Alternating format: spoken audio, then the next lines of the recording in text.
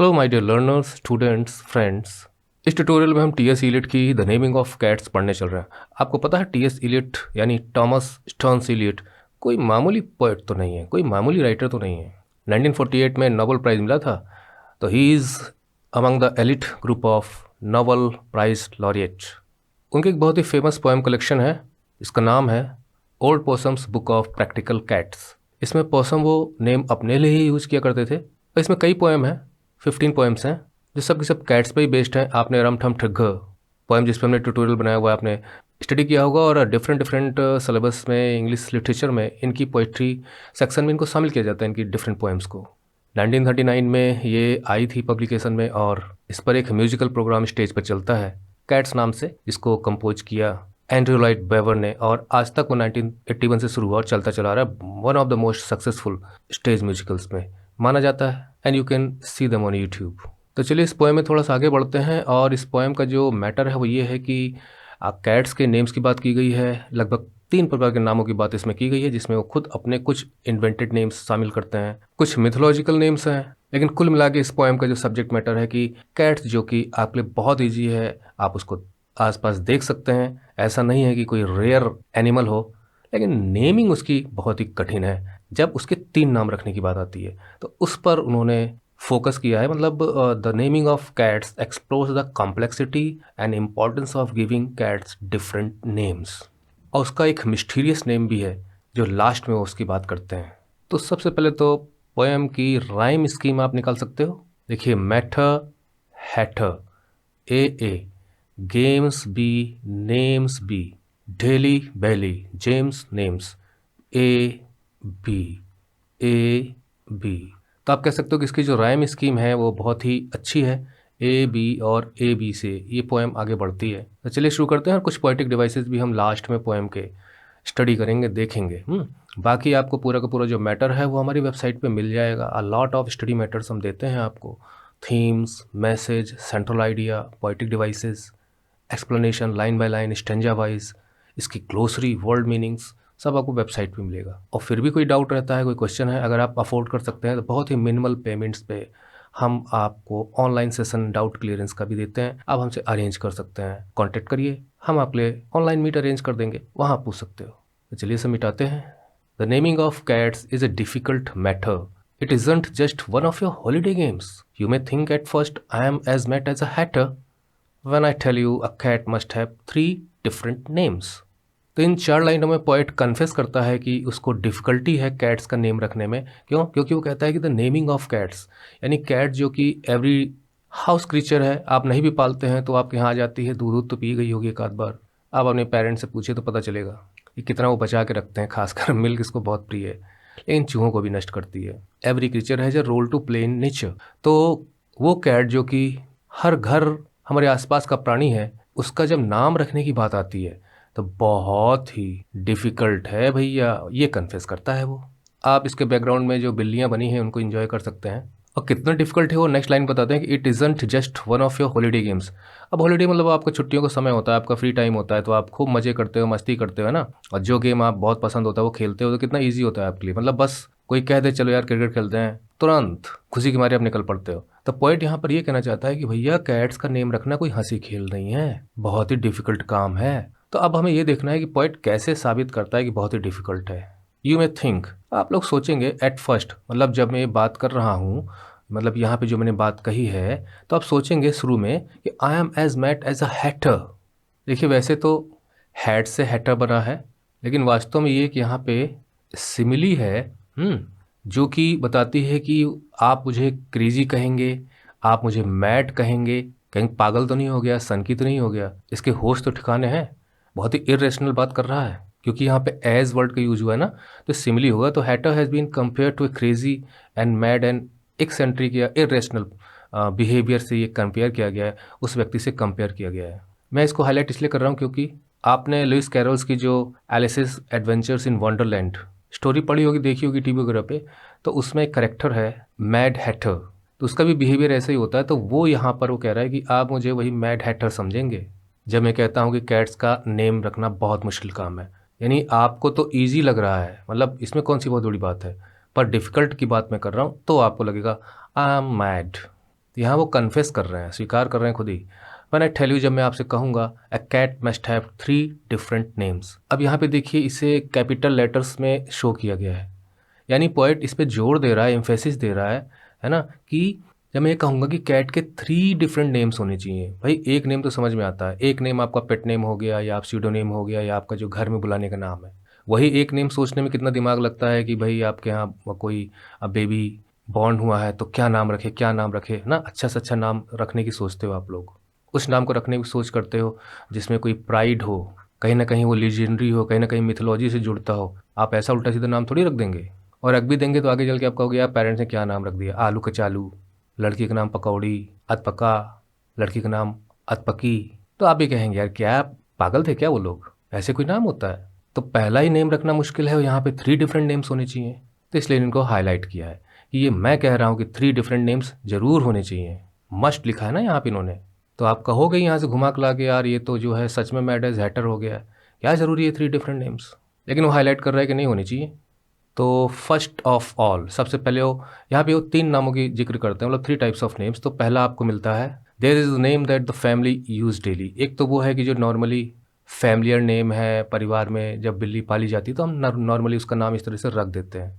और फिर वो कुछ एग्जांपल्स देते हैं, जैसे फॉर एग्जांपल पीटर, एगस्टस, एलेंजो और जेम्स। बिल्ली के बहुत सारे नाम्स होते हैं, और आपने कोई बिल्ली पाली होगी तो उसका ज़रूर कोई ना कोई नाम रखा होगा, लूसी, मोना। और फिर वो आगे भी कुछ एग्जांपल देते हैं कि such as Victor, Jonathan, George और बिल बेली। तो वो एग्जांपल्स भी देते हैं। ये तो बहुत ही normal day to day life में हम इस तरह के नाम तो हमें सुनने को मिल ही जाते हैं, और इसलिए वो कहते हैं कि ये जो सारे नेम मैंने बताए हैं एग्जांपल के तौर पे, ये सब के सब कैसे हैं, सेंसिबल नेम्स हैं ना, जो समझ में आते हैं, जिन्हें हम जानते हैं, जिनको सुनने के बाद हमें कुछ भी ऐसा ऐसा सोचना नहीं पड़ता है। It is a very normal common practical names used by families for the cats. तो हम ये कह सकते हैं कि जो शुरू में जो हमने लाइनें ली थी, तो जो फर्स्ट 4 लाइन्स को हम इस तरह से डिस्क्राइब कर सकते हैं इंग्लिश में, that the poem starts with a very playful tone, stating that naming of cats is not a simple task and not a casual game also, and that some might even think the speaker, the poet, that is T.S. Eliot, we can take it as crazy for suggesting they need 3 different names and highlighting it also with capital letters. Then we move on to next 4 lines. तो उसमें the poet introduces the first name, and that is a very familiar and a family name. These are common human-like names that are practical and ordinary, like Peter, Augustus, Alonzo, James. These are ordinary human names also. So this list of names adds humor and specificity, creating a reliable. तो these जो उन्होंने list दी है ना, it adds humour and specificity, मतलब बहुत दिमाग लगाने की जरूरत नहीं है, लेकिन एक ह्यूमन कनेक्शन कैट्स से बनता है। यानी हम कैट्स का जब नेम रखते हैं तो कहीं ना कहीं ह्यूमन कनेक्शन बनता है, एक बॉन्ड उनके बीच में शो होता है। बिल्ली का खुद का नाम नहीं है, वो नाम कहीं ना कहीं ह्यूमन से भी रिलेट करता है। तो ये सोचने वाली बात है। तो creating a relatable image of cats with human like identities, and इसमें देखिए रिपीटिशन भी है, नेम्स कई बार आता है। तो नेम्स पोएट ने अपने टाइटल में भी शामिल किया है, और वही इस पे सबसे ज़्यादा एम्फेसिस है। वैसे बच्चों, क्या है वास्तव में मैड एज हैटर, क्या वो सच में पागल है? नहीं। तो एक प्रकार से हमें कह सकते हैं कि मैड एज हैटर जो है ना, ये बहुत बढ़ा चढ़ा के बोला गया, और जब बढ़ा चढ़ा के बोला जाता है तो वहाँ पे कौन सा पोएटिक डिवाइस यूज होता है? हाइपरबोल, है ना। तो वो भी यहाँ पोएटिक डिवाइस यूज हुआ। हालांकि हम कुछ पोएटिक डिवाइस लास्ट में हम स्टडी करेंगे, लेकिन यहाँ पर हम जिक्र करते चलते हैं, और रिपीटिशन का तो मैंने आपको बता ही दिया। हालांकि जो सेंसिबल एवरीडे नेम्स हैं, सेंसिबल नेम्स है, ये आगे भी आपको मिलेगा। तो चलिए हम आगे की लाइन से मूव करते हैं। उसके बाद वो कहते हैं कि जो सेकेंड टाइप ऑफ नेम है, there are fancier names. Fancier का मतलब होता है कि कुछ ज़्यादा ही इमेजिनेटिव एंड सोफिस्टिकेटेड आप कह सकते हो names. If this sound sweater, अगर आपको लगता है कि भाई वो सुनने में अगर आपको अच्छा लगे ना, पिछले जो नेम्स है वो तो नॉर्मल नेम्स रहते हैं कि ये क्या है, तो बस कोई खास थोड़ी है इसके अंदर, तो लाइए कुछ फैंसियर नेम्स भी रख देते हैं, और शायद आपको लगे कि अच्छा लगे कि उससे भी ज़्यादा अच्छे नेम हैं। हालांकि ऊपर वाले नेम भी अच्छे हैं, स्वीट, और यहाँ पे स्वीटर इसलिए यूज़ किया गया है। वैसे बता सकते हैं यहाँ पे कौन सा पोएटिक डिवाइस यूज हुआ है? अरे बच्चों, बहुत ईजी है, एलिट्रेशन, है ना। जहाँ पे आप जानते हैं कि जो शुरू की जो कॉन्सोनेंट साउंड होती है वो रिपीट होती है, जैसे यहाँ पे साउंड में एस, इसमें भी एस, तो दोनों की स्टार्टिंग सा से हो रही है, तो साउंड स्वीटर, तो एलिट्रेशन हो गया। तो किसी भी लाइन में नियर बाई वर्ड्स में अगर ऐसा कुछ मिलता है तो वहाँ पे एलिट्रेशन होता है। हिंदी में से अनुप्रास अलंकार कहते हैं। आगे वो कहते हैं कि some for the gentleman and some for the dames. अब जेंटलमैन समझने में तो आपको कोई प्रॉब्लम नहीं है, है ना? आप सब जेंटलमैन ही हैं, जितने भी बॉयज़ हैं सब उसमें आ जाएँगे। लेकिन जो डेम्स है ना, ये वर्ड ओल्ड मतलब टर्म जो है नॉर्मली इसका जो यूज़ होता था पुराने समय में वो लेडीज़ के लिए यूज़ होता था। और फिर डेम्स के और भी हम अर्थ लगा सकते हैं जहाँ पे हाई क्लास, हाई सोसाइटी को बिलॉन्ग करने वाली या कुछ ज़्यादा कुछ अपने जीवन में अचीव करने वाली एक टाइटल भी हम डेम्स नाम के पहले लगा देते हैं। जैसे आप कहते हैं मैम, अच्छा डेम्स। आपने वो baa baa bubble wax if have you any wool, one for my master and one for my dame, है ना? हाँ, सुना होगा। लेकिन यहाँ पे जो यूज़ हुआ है वो हुआ है फीमेल कैट्स के लिए, मतलब जो सी कैट्स हैं उनके लिए यूज़ हुआ है, और ये ही कैट के लिए यूज़ हुआ है। तो कहते हैं कि जो अब मैं नाम बताने जा रहा हूँ कुछ फैंसियर हैं, कुछ बहुत ही ज़्यादा इमेजिनेटिव हैं, बहुत अट्रैक्टिव भी आपको लग सकते हैं। दे में साउंड स्वीटर, लेकिन नॉर्मली नहीं मिलेंगे क्योंकि ये बड़े बड़े लोगों के नाम पर हैं, जिसमें से कुछ बिल्लों के लिए कुछ बिल्लियों के लिए। तो वहाँ पे बताते हैं सच एज प्लेटो, एडमिटस, इलेक्ट्रा, डिमीटर। अब देखिए प्लेटो महान दार्शनिक थे, great philosopher, he was a great thinker, Greek philosopher थे, और इनकी जो बुक है बहुत ही फेमस है, द रिपब्लिक, है ना? ये जो पॉलिटिकल साइंस के स्टूडेंट्स हैं उन्हें पढ़ाया जाता है। उसी प्रकार से ये डिमीटर है ना? ये मिथोलॉजिकल नेम है क्योंकि द ग्रीक गॉडेस यूनानी देवी हैं जो कि एग्रीकल्चर एंड हार्वेस्ट की देवी मानी जाती हैं। वैसे बच्चों यहाँ पे कौन सा पोएटिक डिवाइस यूज हुआ है? यहाँ पे पोएटिक डिवाइस यूज हुआ है एल्यूजन। पहले नाम सुन लीजिए, नहीं जानते हैं तो जान लीजिए। पोएट्री में, लाइंस में पोएट अगर कुछ ऐसे रेफरेंस का यूज करता है जो इस पोएम से बाहर के हैं, जैसे प्लेटो बाहर के हैं, डिमीटर बाहर के, outside the context of this poem, इसमें कहीं उनका नेम नहीं है, इसमें कहीं उनका सीक्वेंस नहीं चल रहा है, तो बाहर की तरफ कोई रेफरेंस होता है, किसी व्यक्ति, किसी चीज़, कुछ भी, कोई आइडिया, एनी थॉट, तो वहाँ पे एल्यूजन पोएटिक डिवाइस होता है। जैसे प्लेटो यहाँ पे बहुत ही बढ़िया एग्जाम्पल है, डिमीटर यहाँ पे बहुत ही बढ़िया एग्जाम्पल है, बाकी को आप ढूंढिए। अब फिर वो आगे वही रिपीट करते हैं, but all of them sensible everyday name. लेकिन ये भी आपको एवरीडे नेम यानी मिल जाएंगे, नॉर्मली ये नाम भी आपको मिल जाएगा, प्लेटो भी मिल जाएगा, जिसमें से प्लेटो और ये एडमिटस, ये बिल्लों के नाम हो गए, मतलब जेंटलमैन कैट्स, और इलेक्ट्रा और डिमीटर, ये हो गए आपकी जो फीमेल सी कैट्स के नेम। तो आपको ये भी मिल जाएंगे, ऐसी बात नहीं है। दे विल साउंड स्वीटर क्योंकि they refer means they allude to great personalities. लेकिन फिर वो कहता है कि नहीं, ये भी सेंसिबल एवरीडे नेम्स हैं, यू विल फाइंड देम। ऐसा नहीं कि कहीं मिलेगा ही नहीं किसी का नाम। ये यहाँ पे भी एक ह्यूमन कनेक्शन है। इंग्लिश में हम कह सकते हैं कि this stranger introduces the second types of names, fancy names for cats like Plato, Admetus, Electra, Demeter. Some of them are sophisticated and elegant, having a classical और लिटरेरी फील। इसलिए यहाँ पे gentleman and dames word use किया गया। लेकिन however the poet emphasizes that even these names, though fancier, are still sensible and suitable for everyday use। यहाँ पे बच्चों एक कॉन्ट्रास्ट भी है। यहाँ पे माय डियर जेंटलमैन स्टूडेंट्स, और यहाँ पे my dear gentleman and ladies, और यहाँ पे my dear gentleman and DIMMs students. Contrast भी है, contrast between everyday names and fancier names highlights the desire to give cats a bit more distinction. इससे कुछ और खास बनाने के लिए नेम रखे जाते हैं, जो सेकेंड टाइप ऑफ नेम है। और हमारी सोसाइटी में भी ऐसा ही है ना? डिस्टिंक्शन होती है, क्लास डिस्टिंक्शन है ना? हाई क्लास, मिडिल क्लास, कुछ बेहतरीन, कुछ कम। तो उसी प्रकार से यहाँ पे भी हैं everyday common names and fancy names. तो सब लोगों को डिस्टिंक्शन चाहिए, कुछ खास नाम की बात आती है तो प्लेटो, एडमिटस, इलेक्ट्रा, डेमीटर आ जाते हैं, नॉर्मली पहले वाले नेम्स हो गए। And these names also add a touch of whimsy and evoke mythical association. जैसे मैंने दो का आपको बताया, ग्रीक मिथोलॉजी में प्लेटो भी है, डिमीटर भी है। एडमिटस एक ग्रीक किंग रहे हैं, और इलेक्ट्रा भी ग्रीक मैथोलॉजिकल कैरेक्टर है, जिसका मतलब होता है अ ब्राइट वन। लेकिन एक मॉर्टल हीरोइन है जो कि she dies also but a heroic death, क्योंकि ग्रीक मैथोलॉजी में जो ट्रेजिडीज हैं उनकी ये कैरेक्टर रही है। आप ये कह सकते हो कि she is considered as the Greek legend, जहाँ आप वो अपने भाई की जान बचाती है, क्योंकि उसके फादर का मर्डर हो चुका होता है, और भाई को ना बेचती तो भाई का भी मर्डर हो जाता, बाद में फिर वो बदला भी लेते हैं।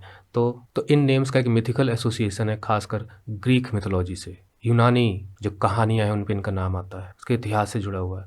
तो अब हम अगले लाइन्स में मूव करते हैं, और अब वो तीसरे प्रकार की बात करते हैं कि a cat needs a name that is particular name, यानी पार्टिकुलर नेम की बात करते हैं। पार्टिकुलर नाम का मतलब ये है कि उनका कुछ खास नेम अपना होना चाहिए, मतलब जैसे आप प्रॉपर नेम कह सकते हो खुद का, जो जल्दी कहीं ना मिले, उसकी स्पेशल आइडेंटिटी क्रिएट करे, वो नेम चाहिए। मतलब एक यूनिक नेम चाहिए उसका हमें। तो ये वो कहते हैं a name that is peculiar and more dignified. Peculiar का मतलब होता है कुछ अजीब सा, अलग सा, लोगों को लगे यार ये क्या नाम है। जैसे मैंने शुरू में एग्जांपल दिया था आलू कचालू पकौड़ी। और वो नेम जो है पिक्यूलर होने के साथ डिग्निफाइड भी होना चाहिए, मतलब उस नेम में प्राइड होना चाहिए, शान होनी चाहिए, दमदार नाम होना चाहिए। इन नाम का भी तो असर होता है। जैसे मान लीजिए आपका नाम हिटलर रख दिया है ना, हालांकि हिटलर जो है वो तो एक प्रकार से सिनोनिम हो गया है तानाशाह से। तो आप कहेंगे यार ये क्या, नाम से भी पता चलता है, नाम में भी एक डिग्निटी होती है अगर आप नाम रखते हो ठीक से तो। अब वैसे ही हिंदू मिथोलॉजी में राजा हरिश्चंद्र नाम अभी रख दिया जाए, है ना, तो कोई भी कहेगा यार क्या नाम है ना, क्योंकि राजा हरिश्चंद्र सत्यवादी थे। या आपका श्रवण नाम रख दिया जाए, तो आप कहेंगे यार क्या नाम है, क्योंकि वो बहुत ही अपने पेरेंट्स के आज्ञाकारी थे। और अगर हनुमान रख दिया जाए तो कहेंगे क्या बात है यार, तुम तो एकदम हनुमान हो। और वहीं पे रावण रख दिया जाए, हालांकि देखिए रावण नाम नहीं मिलता, फिर भी हैं कुछ लोग रख लेते होंगे। एक बहुत ही नामी गिरामी पॉलिटिकल फिगर है, उन्होंने अपनी आइडेंटिटी ऐसी बना ली है, हालांकि उसमें चिढ़ है। मेघनाथ हो गया, विभीषण विभीषण भी कोई नाम नहीं रखता, क्योंकि वो एक प्रकार से उन्होंने वो घर के भेदिया थे वो। He revealed the secret of Ravana's death, कि कैसे उनकी मौत होगी। तो नेम पिक्यूलियर तो हो लेकिन डिग्निफाइड हो, मतलब हिटलर और रावण ये सब ना हो, इस प्रकार के नेम हो जिसमें कुछ दम हो, प्रेस्टीज हो, रिस्पेक्टेड हो नेम, वो नामदार दमदार। तो कहते हैं कि नेम पिक्यूलियर हो, अलग हो, कहीं दूसरी जगह देखने को ना मिले, सुनने को ना मिले, लेकिन वो डिग्निटी होनी चाहिए उसके अंदर, उसको सुनकर खराब ना लगे। तो ये है भाई तीसरा पार्टिकुलर नेम। एल्स, एल्स मतलब नहीं तो। How can he keep up his tell perpendicular. अब देखिए यहाँ पे, इन्होंने वर्ड यूज किया है कि keep up his tell perpendicular. जो बिल्ली होती है ना, बिल्ली ये जो होती हैं, तो दरअसल उनकी पूंछ जो है वो आगे इस तरह से खड़ी हो, तो हम कहेंगे कि इसकी पूंछ जो है, इसकी जो स्पाइन है, मतलब जो बॉडी है ऊपर की, और पूंछ एकदम खड़ी होगी, तो परपेंडिकुलर तो ऐसे ही बनता है ना एकदम, ये सीधी रेखा है तो एकदम वर्टिकल लाइन। तो कहता है कि अगर उसका अपना खुद का नाम नहीं होगा, एकदम पार्टिकुलर डिग्निफाइड नेम नहीं होगा, तो कैसे वो अपनी टेल को परपेंडिकुलर इस तरह से खड़ी करके चल पाएगी। दरअसल ये बॉडी लैंग्वेज की तरफ है। जो जो टेल की जो पोजीशन होती है बिल्ली की, वो कहीं ना कहीं कुछ उसके मूड को रिफ्लेक्ट करती है। अगर उसकी टेल जो है खड़ी हुई है तो उसमें कॉन्फिडेंस है, कंटेंटमेंट है। अब पूंछ नीची है तो कहीं ना कहीं वो लेजी है, पड़ी हुई है, या डर रही है। ऐसे आप डॉग के साथ भी कैसे कर सकते हैं। और जब ये रन करती है तो भी इसकी पूंछ इस तरह से परपेंडिकुलर रहती है, तो कहीं ना कहीं वो उसकी हेल्प करती है तेज़ रनिंग में। तो it is indicative of its mood, कि अगर उसकी पूंछ नीचे और अचानक खड़ी हो जाती है और आपको देख रही है, तो हो सकता है कि बहुत ज़्यादा एक्टिव है, अटैक भी कर सकती है आपके ऊपर। बिल्ली को कभी भी अकेले में नहीं, मतलब आपको फेस करना चाहिए, क्योंकि जब उसे लगता है कि मैं भाग नहीं पाऊंगी, तो सीधा अटैक करती है आंखों पर। तो इसलिए कहीं बिल्ली फंस जाए, आपको भगाना भी हो, तो अगर ऐसी जगह फंसी हो जहाँ पे बिल्ली क्लोज हो, आगे जाने का भागने का रास्ता ना हो, और वो इस तरफ नहीं जा सकती और आप इस तरफ इधर से आ रहे हैं, तो कहीं नहीं भाग पाएगी, तो सीधा हो या तो इधर अगल बगल से भागने की कोशिश करेगी, नहीं तो सीधा अटैक करेगी। लेकिन मैं यहाँ पे इसका एक दे देता हूँ आपको मेटाफॉर, कि keep up his tell is perpendicular एक मेटाफॉर है, कि जिसे हम कहते हैं ना कि सर उठा के चल सकना, सीना तान के चल सकना। तो कहता है यार इसका अपना कुछ पिक्यूलर डिग्निफाइड नेम होना चाहिए, नहीं तो फिर मैं सिर उठा के कैसे चलेगी, अपनी पूंछ तान के जोश, खरोशों और शान के साथ कैसे चलेगी, क्योंकि यहाँ पे प्राइड वर्ड यूज हुआ है ना, इसलिए शान। और spread out is whiskers, whiskers जो उसकी जो आगे की जो मूछों वाले जो बाल निकले होते हैं ना, वो विस्कर्स हैं, तो उनको भी वो यहाँ वहाँ हिलाते रहते हैं। तो और स्प्रेड, तो अगर उसका खुद का पिक्यूलर डिग्निफाइड नेम, मतलब एक प्रकार से देखा जाए तो लियो टॉल्स्टॉय यहाँ पर बाकी दोनों नामों की अपेक्षा ये जो उसका जो पार्टिकुलर नेम है ना, इस पे ज़्यादा फोकस कर रहे हैं। उन्हें लगता है कि ये ज़्यादा ज़रूरी है, क्योंकि पूरी दुनिया में अपनी आइडेंटिटी मेंटेन करना आपके लिए बहुत ज़्यादा ज़रूरी है। कई उदाहरण आपको ऐसे मिल जाएंगे, जैसे अमिताभ बच्चन आज कितना जाना माना नाम है, मेगा स्टार उन्हें कहा जाता है। लेकिन जब शुरू शुरू में जब उन्हें फिल्मों में काम नहीं मिला, मतलब पहले उनको तो बहुत स्ट्रगल का दौर देखने को मिला, तो कुछ लोगों ने कहा यार तुम्हारा नाम ही बड़ा अजीब सा, अमिताभ बच्चन, नाम चेंज कर लो। तब बड़ा अजीब सा लगता भी था, लेकिन आज देखिए घर घर का नाम है, आज उस नाम में डिग्निटी है। तो कहता है कि अगर उसका खुद का अपनी आइडेंटिटी नहीं होगी, उस प्रकार का नेम नहीं होगा, तो किस प्रकार से अपनी टेल को परपेंडिकुलर करके चल सकेगी। हालांकि यहाँ पे फन है, मज़ा है, मस्ती है, ऐसा कुछ खास नहीं है। या फिर अपनी मूँछों को तान करके, है ना, यहाँ पे विस्कर्स और आदमी की मूँछें हैं। एक ह्यूमन कनेक्शन, यहाँ ह्यूमन बॉन्ड इस्टेब्लिश किया जा रहा है कि हम भी सीना तान के चलना चाहते हैं, कोई गलत काम करेंगे तो नहीं चल पाएंगे। और यहाँ पे वो सीना तान के चलने वाली बात नेम से जोड़ रहे हैं, कि नेम पहले आप सोचो, नेम अच्छा है तो कहीं ना कहीं आपको समाज में इज्जत मिल सकती है उस नाम से भी।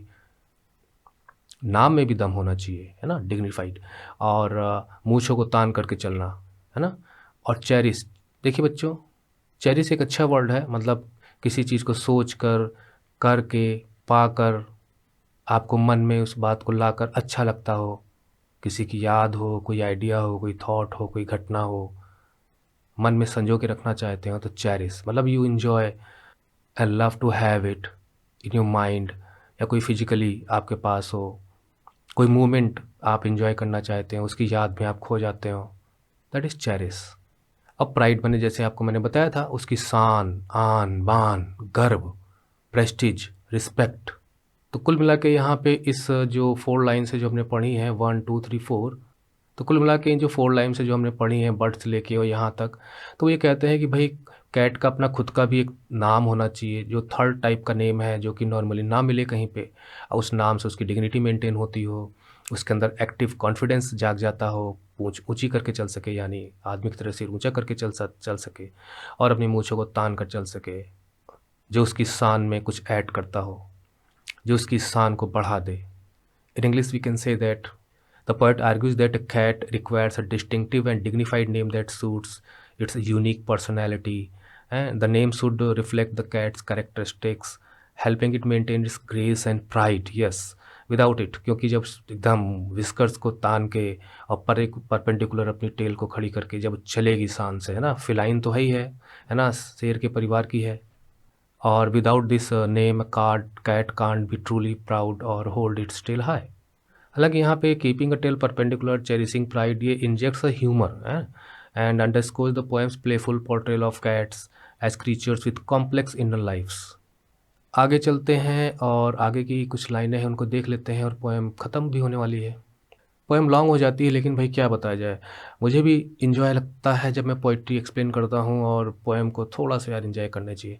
Of names of this kind, फिर वो कहते हैं कि ये जो मैंने बताया था कि एक तीसरे प्रकार का पार्टिकुलर नेम होना चाहिए, तो यहाँ पे वो अब चूँकि पार्टिकुलर हो गया तो नॉर्मली वो तो नहीं है, तो नए नाम होने चाहिए।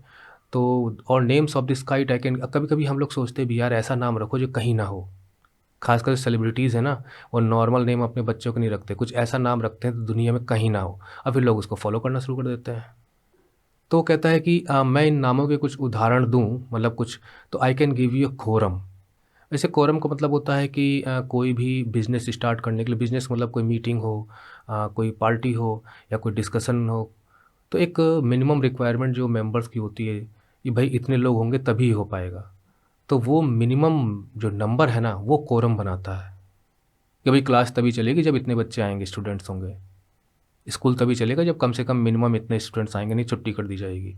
तो वो है, लेकिन यहाँ पे कोरम का मतलब होता है सेलेक्ट ग्रुप, यानी वो कहते हैं कि अगर इन नामों की बात की जाए, जो पर्टिकुलर नेम की बात है, जो थर्ड टाइप ऑफ नेम की बात है, तो मैं वहाँ पे आपको कुछ नेम का ग्रुप दे सकता हूँ, कुछ नाम सुझा सकता हूँ। तो वहाँ कहते हैं कि मैकनस्ट्रैप, क्वेक्सो, खोरिकफेट, बॉम्बे लोरिना, और नहीं तो जेली लॉरम।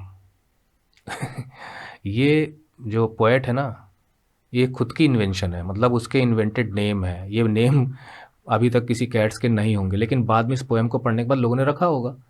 तो कहता है या तो मैगस्ट्रब हो, या क्वेक्सो हो, या कॉरिकोपेट हो, है ना, बॉम्बलेरुइना हो, और नहीं तो जलीरोरम हो सकता है। ये है आपका जो कोरम है, a group of names which is particular name category. अब फिर वो आगे कहते हैं कि names that never belong to more than one cat. देखिए, never belong to more than one cat का मतलब ये है कि ये नाम सिर्फ एक ही बिल्ली के होते हैं, दुनिया में दूसरी बिल्ली का नाम आपको मिलेगा नहीं, तो पार्टिकुलर हो गया ना, और नेम में डिग्निटी है तो डिग्निफाइड भी हो गया। और जब उसे अपना नाम मिल जाएगा तो वो एकदम परपेंडिकुलर टेल करके और विस्कर्स को अपना तान के चलेगी, है ना। अभी आप ही को खड़ा कर दिया जाए, 4 बच्चों को, 5 सबका नेम रखना शुरू कर दिया जाए, पकौड़ी, कचौड़ी, पूड़ी, लड़की का नाम पूड़ी रख दिया जाए, तो क्या आप खुशी से चिल्ला उठेंगे, वाह वाह मेरा नाम पकौड़ी, मेरा नाम पूड़ी, कचौड़ी। लेकिन वही नाम रखा जाए, लड़की का नाम इंदिरा गांधी, क्या बात है, भगत सिंह, अरे वाह क्या बात है, चंद्रशेखर आज़ाद, अरे वाह क्या बात है, सुभाष चंद्र बोस, अरे वाह क्या बात है, गांधी, बाप रे इतना अच्छा नाम। हालांकि सुभाष और भी होंगे, लेकिन उसमें डिग्निटी अपने आप आ जाती है। तो वो कहते हैं कि ये नेम्स ऐसे हैं जो कभी भी किसी एक कैट से ज़्यादा दूसरी कैट के नहीं रहे, वही है particular third category of name. लेकिन आगे की 4 लाइन में हम चलते हैं तो देखते हैं कि लास्ट में वो कहते हैं बट, लेकिन above and beyond their is still one name left after. अब यहाँ पे आती है मिस्ट्री, सब मिटा दें कि एक नेम और भी है जो अपने आप में एक मिस्ट्री है, एक इंट्रीग डेवलप होता है उसके बारे में जब हम पढ़ते हैं। लास्ट में जो पोएट कहता है कि अबव एंड बियॉन्ड, यानी इन सब से भी ऊपर, इन सब से भी परे, there is still one name left over, एक नाम और बचा है अभी, and that is the name that you never will guess. अब मिस्ट्री ये है कि वो जो 3 डिफरेंट नेम्स होते हैं उनमें अपना कुछ आइडिया देते चले आ रहे थे वो।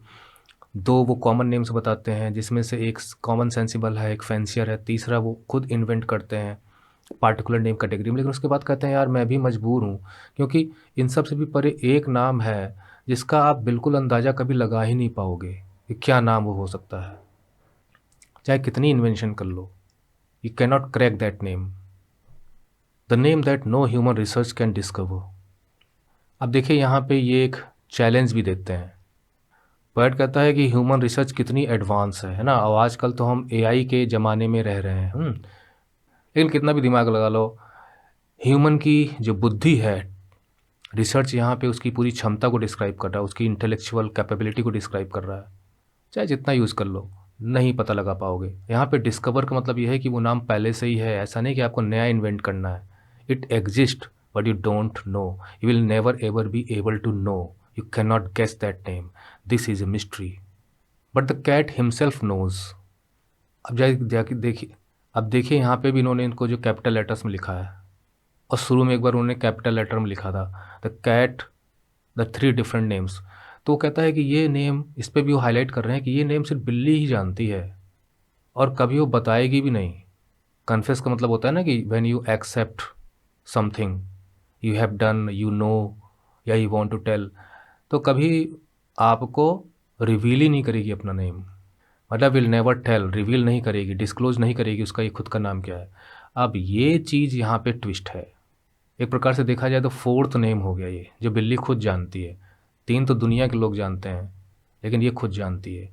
तो यहाँ आगे वो कहते हैं कि कैसे, लेकिन इसके पहले जो हमने पढ़ा है थोड़ा सा इसका इंग्लिश डिस्क्रिप्शन ले लें कि यहाँ पे जो नेम्स कुछ बताते हैं, तो वहाँ पे वो कहते हैं कि this stanza provides examples of 3rd names, जो अभी आपने यहाँ पे देखे, and these are invented strange and unique names, unique to each cat. These names are exclusive to cats and cannot be shared among other cats. Now, these invented names are nonsensical and playful, highlighting the mysterious and unknowable nature of cats' true identities. यानी आप उनकी सही पहचान का पता नहीं लगा सकते क्योंकि आपको डिफरेंट डिफरेंट नेम्स की बात यहाँ की गई है। यहाँ पे कहा जाए तो एक प्रकार से वो इंडिविजुअलिटी को शो कर रहे हैं, और यहाँ पे भी एक ह्यूमन कनेक्शन है कि वी आल्सो वांट और इंडिविजुअलिटी टू मेंटेन। जब हम महात्मा गांधी की बात करते हैं तो सिर्फ एक ही व्यक्ति का हमारे पास ध्यान आता है, ये है इंडिविजुअलिटी। जैसे सचिन तेंदुलकर का नाम लेते हैं तो उनका खुद का अपना नाम, अपनी पहचान, अपनी आइडेंटिटी नज़र आती है, दिस इज़ इंडिविजुअलिटी। और उसके बाद जब आगे बढ़ते हैं तो कहते हैं कि 4th and final, the mysterious aspect of cat's name, the secret name known only to cat itself, human can not guess और discover it. The mystery surrounding the secret name adds intrigue and depth to the poem. यहाँ पे एक depth मिलती है poem को, गहराई मिलती है। It suggest that cats possess an unknown inner world that humans can only glimpse but will never able be able to discover properly. इसके बाद हम आगे चलते हैं तो वो बताते हैं कि जो उसका जो 4th और जो मिस्टीरियस नेम है, जो सिर्फ बिल्ली या बिल्ली के परिवारों को ही पता है, वो ये है कि when you notice a cat in profound meditation. Profound मतलब गहरी, डीप, ग्रेट, मेडिटेशन मतलब ध्यान, मतलब सोच में मगन है, थिंकिंग मूड में जब होती है, मूड में, पोजीशन में कि बैठी है, कुछ सोच रही है, आंखें बंद की हुई है। तो जब आप देखोगे कि बिल्ली कभी प्रोफाउंड मेडिटेशन में है, कुछ सोच रही है, मेरे ख्याल से पूंछ भी तब उसकी परपेंडिकुलर नहीं होगी। और हम ह्यूमंस भी ऐसा करते हैं, है ना, sometimes we are sitting and thinking about something deeply. तो जब आप उसको इस तरह से देखोगे तो कुछ आपको पता चलना चाहिए। द रीज़न, कारण क्या है इसकी प्रोफाउंड मेडिटेशन का, आई टेल यू, मैं बता रहा हूँ, सच बता रहा हूँ, इज़ ऑलवेज द सेम। तो जब भी आप किसी कैट को प्रोफाउंड मेडिटेशन में देखें, चुपचाप है, कोई एक्टिविटी नहीं है, तो समझ जाइए कि सारी बिल्लियों के साथ एक ही कारण लागू होता है, एक ही वजह होती है ना, only one reason, always the same, सब बिल्लियों के लिए हमेशा सेम होता है, वो ये है हिज माइंड, यहाँ पे उन्होंने जो है एक ही कैट के लिए यूज़ किया है। His mind is engaged, engaged माने लगा हुआ है, डिवोटेड है, इन अ रैप्ट कंटेम्पलेशन। रैप्ट का मतलब होता है तल्लीन, मगन, डूबा हुआ। कंटेम्पलेशन मतलब ध्यान की मुद्रा है, उसकी सोच विचार चल रहा है बहुत ज़्यादा। तो जब आप किसी कैट को एकदम शांत देखो, ऐसा लगे कि कुछ वो सोच रही है, ध्यान में है, कहीं पे भी उसका मूड नहीं है किसी एक्शन का या अटैक का किसी चूहे पर, तो उसका कारण सिर्फ सारी कैट्स के लिए सेम होता है कि उस वक्त वो डूबी हुई होती हैं, मगन होती हैं, खोई हुई होती हैं किसी एक चीज़ को लेके। अब वो है of the thought, thought, thought. कितना ज़बरदस्त रिपीटिशन है। अभी हम बताएंगे कौन से पोएटिक डिवाइस यहाँ पे यूज़ होता है। वो सिर्फ अपने नाम के बारे में सोच रही होती है। कौन सा नाम? वही मिस्टीरियस नेम, वही the human research will never ever be able to discover.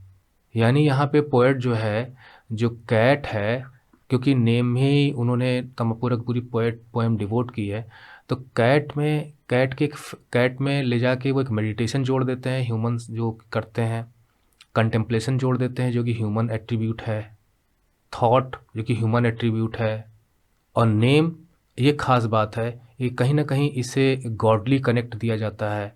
जो क्रीचर है, जिस ग्रुप को बिलोंग करती है, उसकी एक खासियत है ये कि इस तरह की हरकतें कैट्स करती हैं। पोएट यहाँ पे एक फ़न लेके आया है, क्योंकि हाउ कैन वी नो ये कैट उस वक्त क्या सोच रही होती है? शायद अपना नाम सोच रही होती है। हम ह्यूमंस भी तो कभी ना कभी सोचते हैं ना फिलॉसफी कि हम इस दुनिया में क्यों आए हैं, क्या मतलब है, क्या पर्पज़ है, जगत जहान की बातें सोचते हैं, फिलोसफिकल मूड में चले जाते हैं। आदमी मरने के बाद कहाँ जाता है, हम कहाँ से आते हैं, what is true life, what is the best way to lead life, धर्म कर्म तमाम चीज़ें। तो वो चीज़ यहाँ पर है कि कैट्स के साथ इन्होंने जोड़ी है। और फिर बाद वो कहते हैं कि ही इज़ इनएफेबल एफेबल दोनों एक दूसरे के अपोजिट हैं, यहाँ पे उन्होंने यूज़ कर लिया। वैसे आप जानते हैं कि किस तरह का पोएटिक डिवाइस यहाँ यूज हुआ है, मतलब इनएफेबल और एफेबल। जी हाँ, यहाँ पे जक्स्टा पोजीशन का यूज हुआ है, जहाँ पे हम दो कम से कम चीज़ों को एक साथ रखते हैं और कहीं ना कहीं अपोजिट भी होती हैं, और इसी को हम ऑक्सीमोरन भी कहते हैं। जहाँ पे दो अपोजिट चीज़ें हम एक साथ रख देते हैं, जैसे डे एंड नाइट। और फिर वह तो दोनों को मिलाकर एक वर्ड अपना बना देते हैं जो कि कहीं डिक्शनरी में नहीं मिलेगा। इफ़ एन इनेफेबल या इफ़ एन इनेफेबल बोलने में ही ट्विस्ट हो जा रही है जीभ। तो कहते हैं अपना ही नाम सोचती रहती है, चूँकि हम डिस्कवर नहीं कर सकते, तो शायद उसका वो नेम जो है वो इनएफेबल एफेबल।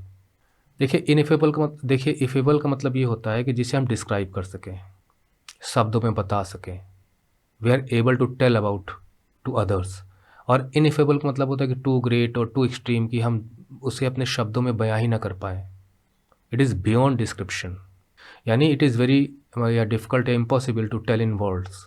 तो कुछ ऐसा नाम है जो शायद बताया भी जा सके, जो शायद ना भी बताया जा सके, है ना? यहाँ पे यही तो मिस्ट्री है, ये किस नाम को सोचती है? क्या कोई अंदाज़ा लगा सकते हैं? कहीं कुछ ऐसा तो नहीं सोचती कि जिसे वर्ड्स में ना, मतलब यहाँ पे एक प्रकार से हाइपरबोल आप कह सकते हो, मतलब इतना भयानक नाम अपने मन में सोच रही है। यानी एक प्रकार से कह सकते हैं कि उसकी सोच को शायद एक्सप्रेस ना कर पाएँ, और वैसे भी बिल्ली की आवाज़ को हम कहाँ समझ पाएँगे? तो बहुत कुछ इसके अंदर है। तो कहता है कि may be can be expressed in words, may be not definable और एक्सप्रेसिबल इन वर्ड्स। फिर उसके बाद कहते हैं या हो सकता है कि दोनों को मिलाकर यहाँ पे एक बहुत ज़बरदस्त फ़न क्रिएट करते हैं, मिला देते हैं, दोनों मिला देते हैं, बताया ना बताया जा सके, इफ़ एन इनफेबल। दरअसल यहाँ पे जो न्यू इन्वेंशन है इनका वर्ड, तो विम्सिकल एंड प्लेफुल वर्ड है ना, जैसे इलियट ने आप कह सकते हैं कि इन्वेंट किया, क्योंकि यहाँ पे इसका जो पैराडॉक्स है यहाँ पे एक प्रकार से, है ना, दो विरोधाभासी बातें हैं यहाँ पे। Paradoxical nature of cat secret name, है ना, ये कैट का सीक्रेट नेम है, suggesting something that is both describable and indescribable. ऐसे कैसे हो सकता है कि ठंडा भी है साथ में और साथ साथ गर्म भी है? Same water is cold also and is hot also. यानी आपने कहा कि भाई मैं दिन के समय तुम्हें मिलूँगा और आप आ जाओ फिर 6 और 7 PM के बीच में मेरे पास। लो, हो गया ना पैराडॉक्स? आप दिन की बात कर रहे हो और टाइम शाम का बता रहे हो। तो एक दूसरे का विरोधी बातें, पैराडॉक्स। डीप एंड इनस्क्रूटेबल, ऐसा नाम जो डीप है, गहराई है, उसमें बहुत ही ज़बरदस्त मीनिंग्स हैं, और इनस्क्रूटेबल। इनस्क्रूटेबल मतलब होता है कि जो समझ में ना आए, mysterious and difficult to understand, और अगर समझ में आए तो हम उसे दूसरे को समझा ना सकें, इंटरप्रेट ना कर सकें। और सिंगुलर का मतलब होता है कि बस उसका ही, अपना ही। और दूसरा आप कह सकते हो कि once, unique, great and remarkable name आप कह सकते हो। यहाँ पे ये सब एट्रीब्यूट्स आप लगा सकते हो। यानी deep and inscrutable singular name को हम इस तरह से कह सकते हैं, an enigmatic and profound name known only to the cat itself, it is inscrutable, ununderstandable. तो कुल मिला के यहाँ पे जाके ये कैट की डिग्निटी मेंटेन कर देते हैं, उसको मेडिटेशन में दिखाते हैं, कंटेम्पलेटिव मूड में दिखाते हैं, थॉट में दिखाते हैं, उसकी सीक्रेसी को बताते हैं कि नोबडी नोज़ इट। और ये उसके खुद की एनिमल वर्ल्ड की बातें यहाँ पे हैं कि भाई वो बिल्ली है तो उसकी अपनी एक दुनिया है, और उस दुनिया में हम प्रवेश नहीं कर सकते because we are not able to know what they think and what they speak. In English we can say that कि this stanza explains that when a cat seems lost in thought it is English में इसे explain, English में अगर हम explain करें तो कह सकते हैं this stanza explains that when a cat seems lost in thought it is actually contemplating its secret name. और कंटेम्पलेटिंग साथ साथ वो इन्जॉय भी कर रही है, that is why it is contemplative. The poet explains that when a cat appears deeply thoughtful or meditative, it is because the cat is contemplative, it's। और English में एक्सप्लेन करना चाहें तो हम ऐसे कह सकते हैं the stanza explains that when a cat seems lost in thought it is actually contemplating its secret name. वो सीक्रेट नेम जो कंटेम्पलेटिव मूड में सोचती है शायद उसको इन्जॉय करती है। या हम ये भी कह सकते हैं भाई फैंसी, हम अपनी मन में इमेजिनेशन डाल सकते हैं कि शायद उसे दुख भी हो रहा हो, यार क्या नाम है। अगर हम इंग्लिश में एक्सप्लेन करना चाहें तो हम कह सकते हैं दिस स्टेंजा जो ऊपर वाला है। और अगर हम इंग्लिश में एक्सप्लेन करना चाहें तो हम जो ऊपर वाला जो एक्सटेंजा है उसको हम एक्सप्लेन कर सकते हैं कि और और अगर हम इंग्लिश में एक्सप्लेन करना चाहें तो हम कह सकते हैं कि दिस स्टेंजा मतलब द लास्ट जो हमने लाइंस पढ़ी हैं कुछ, है ना, तो that when a cat seems lost in thought it is exhibit. और अगर हम इंग्लिश में एक्सप्लेन करना चाहें तो जो लाइंस हैं इनको हम एक्सप्लेन कर सकते हैं कि जो पहली 4 लाइंस हैं कि in this stanza shows that when a cat seems lost in thought it is actually contemplating its secret name। उसे वो इंजॉय कर रही है, उसमें डूबी हुई है। The gravity of this secret name की यहाँ बात की गई है। The poet explain that when a cat appears deeply thoughtful or meditative it is because the cat is contemplating its own name। The repetition emphasizes the cat's intense focus on its identity, thought, thought, thought। This adds a humorous touch, है ना, while also suggesting the cat's seemingly aloof behavior। और अगर एक बार देखा जाए कि जब हम इसे पढ़ते हैं लास्ट की लाइन तो थोड़ा हम भी थॉट में मेडिटेटिव हो जाते हैं, लेकिन वास्तव में फ़न है यहाँ पे, है ना। It adds humorous touch while also suggesting that cats seemingly cat is aloof behaviour, मतलब somewhat very very very aloof behaviour may be due to their preoccupation with their own hidden identities। Last की जो लाइनें हैं 3, है ना, तो वो हम कह सकते हैं कि दिस स्टेंज, लास्ट की जो लाइनें हैं, है ना, उनमें हम कह सकते हैं कि describe the indescribable secret names with series of invented words. Ineffable यानी इनडिस्क्राइबेबल, एफेबल यानी able to be spoken, and if N affable यानी इनएक्सप्रेसिबल, और डीप एंड इनस्क्रूटेबल यानी अनफैदमेबल। आप उसमें नहीं जा सकते, उसकी गहराई में नहीं जा सकते। You cannot enter the world of this secret identity names। This emphasizes the mystery and significance of cat's unique name। The nonsensical word, the nonsensical words highlight the अब यहाँ पे जो वर्ड्स हैं वो नॉनसेंसिकल हम कह सकते हैं, खासकर जो इफ़ एंड इफेबल है कि it's highlight the impossibility of capturing the true essence of cats secret name in human language. It conveys the idea that the essence of a cat's identity is beyond human comprehension। क्योंकि T.S.. Elliot भी आखिर में अपना दिमाग लगा लेते हैं और नहीं जान पाते। अगर हम पोएटिक डिवाइस की बात करें तो यहाँ पर जो मैंने पोएटिक डिवाइस आपको बताया उनके अलावा अगर हम देखें तो यहाँ पर रिपीटिशन काफ़ी ज़्यादा है। नेम्स का तो रिपीटिशन है, ये साथ ही साथ यहाँ पे देखिए जो थॉट थॉट थॉट आया है आपका, तो इस तरह के रिपीटिशन को हम कहते हैं एनाफोरा। जो सक्सेसिव फ्रेजेस क्लॉजेस रिपीट होते हैं एक लाइन से दूसरी लाइन में, एक ही लाइन में, तो एनाफोरा हो गया। देखिए सच एज काफ़ी रिपीट हुआ है।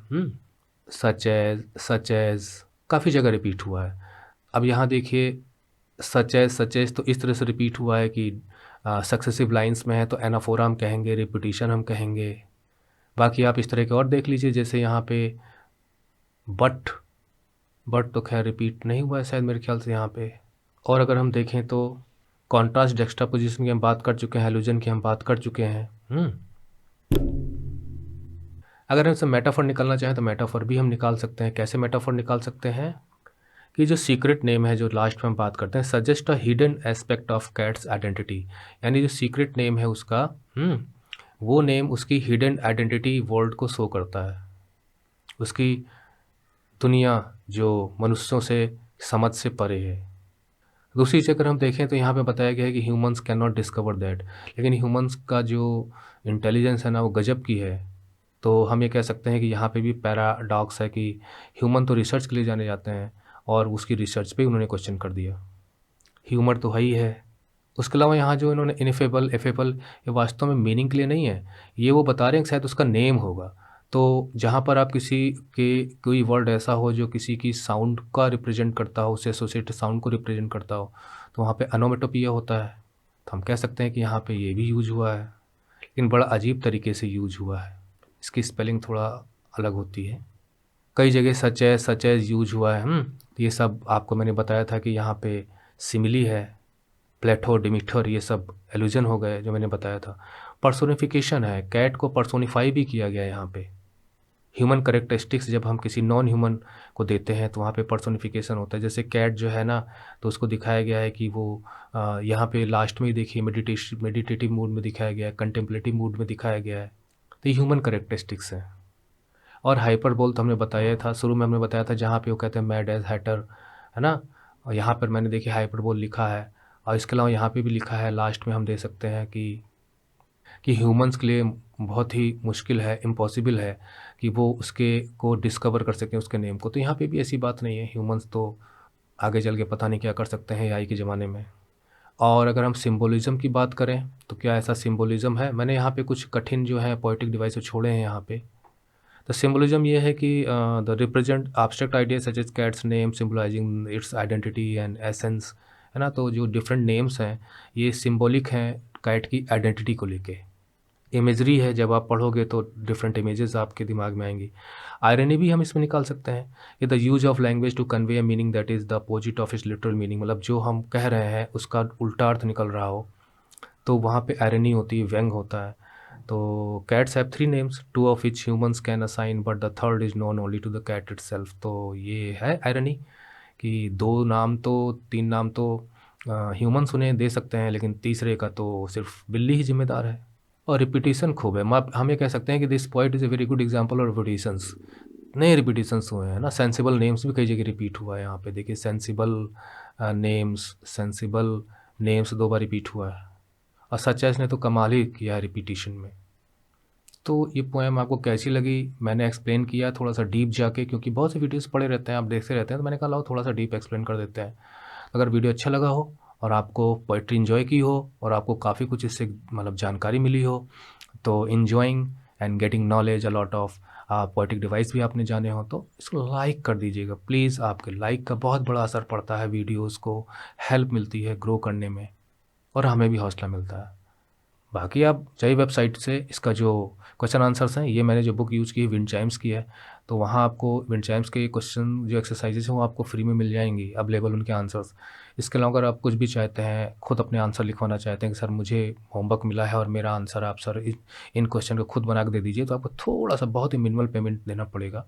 अगर आप हमसे ऑनलाइन मीट करके क्लास अरेंज करना चाहते हैं, डाउट सेशन, तो वो भी हम आपको प्रोवाइड कराते हैं। मैं आकर आपकी हेल्प करूँगा, वहाँ पे समझाऊँगा जो चीज़ समझ में नहीं आती है।